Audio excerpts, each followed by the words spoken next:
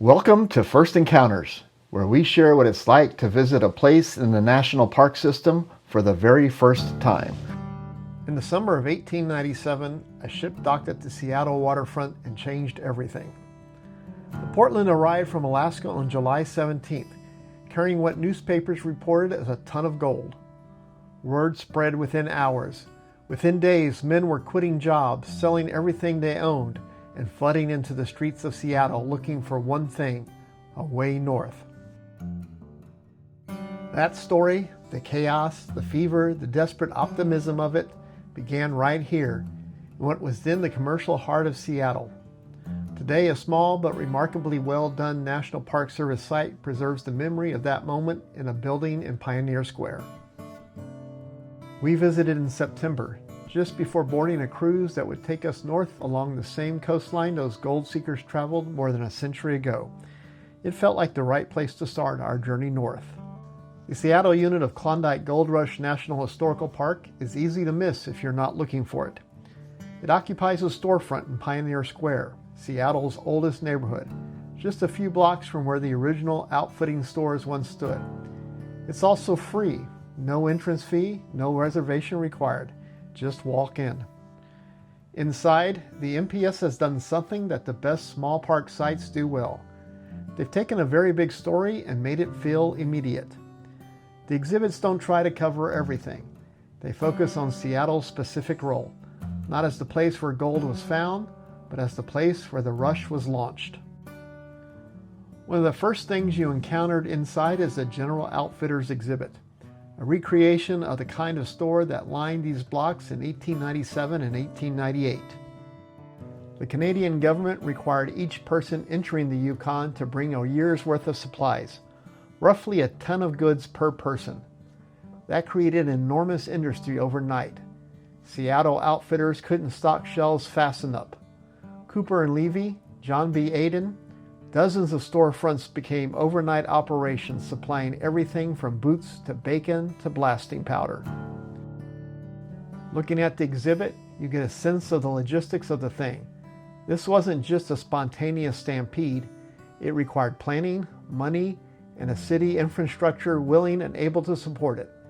Seattle fit that description perfectly. There's a hands-on gold panning exhibit inside, and it sounds like a novelty until you're standing there doing it.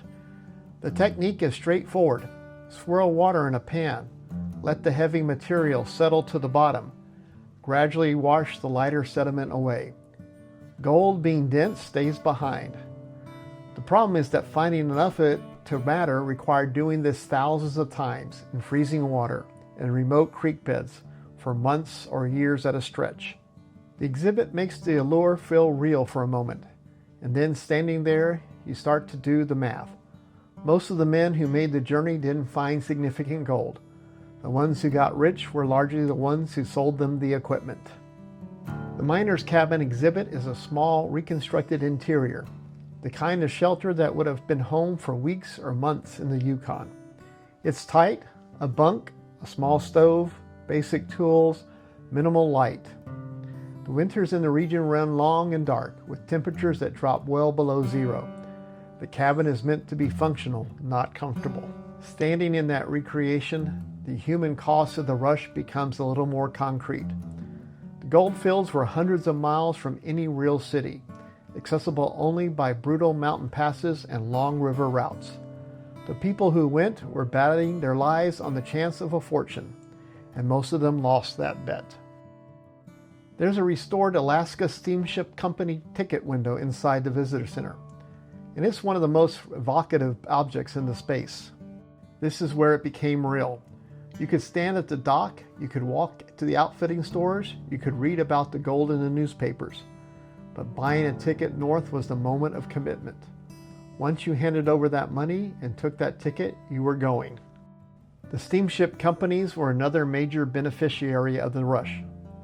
Passage north was expensive, and the boats were often dangerously overcrowded.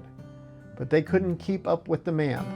The docks in Seattle were chaotic, loud, and for a brief period in the late 1890s, the busiest point of departure for one of the largest voluntary migrations in American history. There were at least 5 routes prospectors took from Seattle to the Goldfields. The most famous route ran through Skagway, Alaska, and over the Chilkoot Pass into Canada. Known as the Poor Man's Route, it was brutal, a near vertical climb at the summit, with men carrying heavy loads, sometimes making the trips dozens of times to move all their gear. The Canadian Mounties required it to be done under their supervision, and they would turn back anyone who didn't have a full year's worth of supplies. They were clerks and teachers and farmers who read a newspaper headline and decided to change their lives. After the visitor center, we walked out into Pioneer Square itself, and the neighborhood does something interesting to what you've just seen inside. The buildings here date largely from the late 19th century, rebuilt after a major fire in 1889 leveled much of the original city. The brick storefronts, the cobblestone underfoot in Occidental Square, the low-rise scale of it, it doesn't require much imagination to see what it looked like when the crowds were flooding through in 1897. The Seattle unit of Klondike Gold Rush National Historical Park is not a large site. It doesn't take a full day. You can move through it in an hour and feel like you've seen everything. We were about to board a ship heading north along that same route. We would wind up in Skagway at another unit of Klondike Gold Rush National Historical Park to continue the story there. But standing in that building in Pioneer Square, looking at the ticket window and the packed supply list and the faces in the historical photographs, that felt like more than a coincidence. It felt like the right way to begin our latest Alaska adventure. If you found this helpful, consider liking the video and subscribing to the channel. We share new park stories, trails, and first visits regularly. You'll find links below to help you explore further. And if you visited here yourself, we'd love to hear about your experience in the comments. Thanks for joining us, and we'll see you next time in the park.